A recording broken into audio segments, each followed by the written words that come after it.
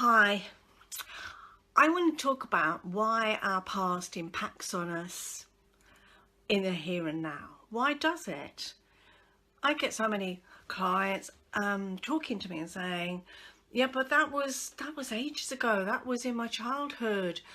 Why is it affecting me now? I should be over it. They get annoyed that they can't understand why it's still impacting on them. And worse, other people in their life also tell them that they should be over it. But it doesn't, when you think about if you have your whole body, we collect things along the way. So for example, women complain as they get a little bit older, they've got crow's feet. Or like me, I've got wrinkles here. But the reason I've got those is because of my life. I smile, so my eyes crinkle up. I smile, my cheeks smile up, and therefore, I get wrinkles in my face because I smile. Okay, it's annoying, wouldn't we just like that perfect baby-like face that never got a wrinkle? But it's not real. This is because of my life, and I love the fact that I do have those little laughter lines and those wrinkles, because that is part of me. So if we've got that, and we've also got those physical scars as well in our bodies from, I don't know, injuries that we had when we were a child, or an accident or surgery, our bodies won't. They repair, but you will still have the scars. For example, I've got certain scars because I had surgery. Yes, the surgeons knitted my body back together. They corrected the scars, but as much as my body tried to do its best in repairing me, there are parts that are still a little bit numb. I've learned how to live with that, and my brain disregards it most of the time. But if I touch that area when I'm not thinking about it, unawares, it will suddenly trigger me and go, oh, that was numb. As a numb part, it's, oh, that reminds me then of the surgery I had. So if that's the case, think about it that way. That will happen to the emotional scars that you pick up. You cannot just disregard it, and you can't detach your emotions from your physical body either. They're together. They're connected. We are just one whole being. And so when you've picked up those emotional scars, whether it be from childhood, previous relationships, things that happened at school, whatever they were, you're going to have those scars. Now, it doesn't mean that you are going to be kind of, if they're not irreparable, and generally they don't affect our lives too much. But there are times when we get those triggers, like when I touch that numb part of my body where I had a scar and go, oh, that's different. It feels different. It's a trigger. And so the kinds of things that will happen are that something will trigger that person.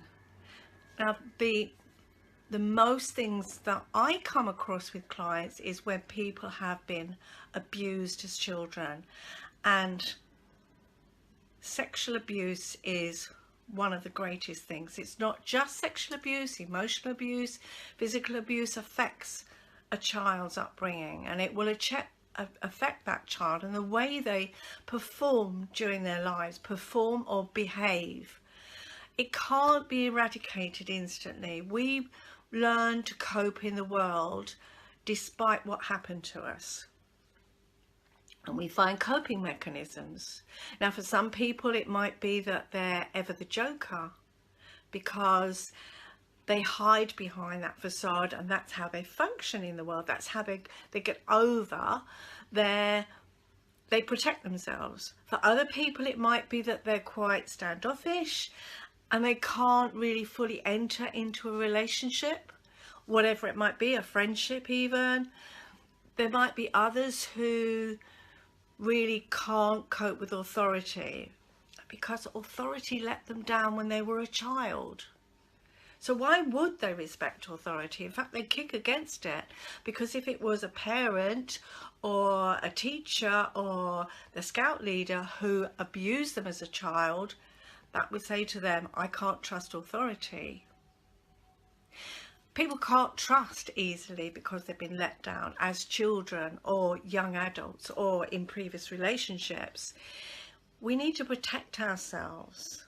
And that's why it affects us. And the more we travel on in our lives, the more we pick up. And for some people, they just don't understand it. They say, well, yeah, but that was in my past and I dealt with it. I dealt with it. But how did you deal with it? Was it that whenever someone came near you, you punched 7 bells out of them because nobody was going to get the better of you? Was it that you just hid and became very withdrawn? Was it that you became emotionally unwell? Was it that you suffered with depression, anxiety? Was it that you found solace in alcohol? Or was it that you found solace in drugs, illicit drugs, or eating, or shopping? It can be a million different things that people will find as a support. I'm not saying that they're healthy support, but they support that person. It means they don't have to face what's going on for them, and it's their coping mechanism. But it does affect us. And I was thinking, one of the analogies I wanted to use today was, you think about these clever marketeers and these amazing kind of technology that goes on in on the internet. People say, well, how on earth is it that I was looking at a particular thing? I don't know. For me, it might be theatre tickets on a website, and then I'll go onto Facebook or I'll go onto another website and it's followed me. Up comes that same advert. Or even I might be on Instagram and then that same thing will come up. It's clever, isn't it? But they have learnt those algorithms. You remember that word that we all shy away from, algorithms. Those damned algorithms, what are they? But we've got them in our brain, haven't we? When you think about it, our brain has algorithms because certain things will trigger us. It's like it's the most amazing computer in the whole world. Nobody could ever replicate our brains. So something will trigger it. And it might actually trigger it in the wrong way. Just like when you've been searching for a pair of shoes and then all of a sudden you get inundated with adverts that pop up for, I don't know, incontinence knickers or something. Why does it do that? It's a malfunction somewhere. But that's what happens in our brain. It kind of malfunctions and it comes up and goes, you know, that really hurt.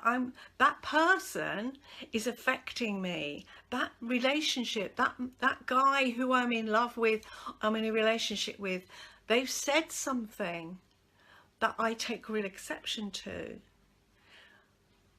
Or they're behaving in a particular way. But all it is that trigger back. It's the wrong marketeering, the wrong algorithm, if you like. That algorithm has just malfunctioned because it's saying, I can't trust this person in my life. But actually what it is, you can't trust that person who let you down when you were a child or a young person or in that previous relationship. And that's why we can't get over it instantly. We can't suddenly change our lives around and say, well, that was in the past, now we need to get over it. Because it's that subliminal message that's gone on. It's that scar. It's that emotional scar. You can't get rid of those. I can't get rid of my laughter lines. They won't go. They're there because that's part of my life. but I can learn to live my life despite them and say, do you know what? That happened in my life. I can't change it, but I'm going to live with it rather than have Botox and plastic surgery, and because that's part of my history. That's what makes me the person I am. But there are parts of my life I'd prefer not to be reminded of, and they're probably the emotional parts that I carry around with me. But it is about those learning to cope and remembering that we can make those changes, but it does take the effort, and we can't keep blaming that on our whole lives forever. That's the other danger, that some people hang their hat on it and say, yeah, well, it was because. Okay, it was because that those things happened, but it doesn't have to define you. Don't blame other people for having those scars, but equally believe in yourself. Acknowledge when you react in a particular way, why you're reacting like that, and just question yourself as to whether that reaction is actually a useful one. Is it in the here and now, or is it because of something that happened in your past?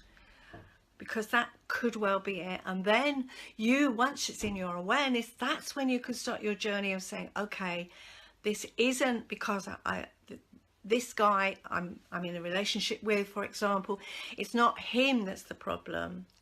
What it is that's because I didn't trust in a previous relationship, or somebody let me down in the past. Let me think about this and see, it's my stuff, it's not his.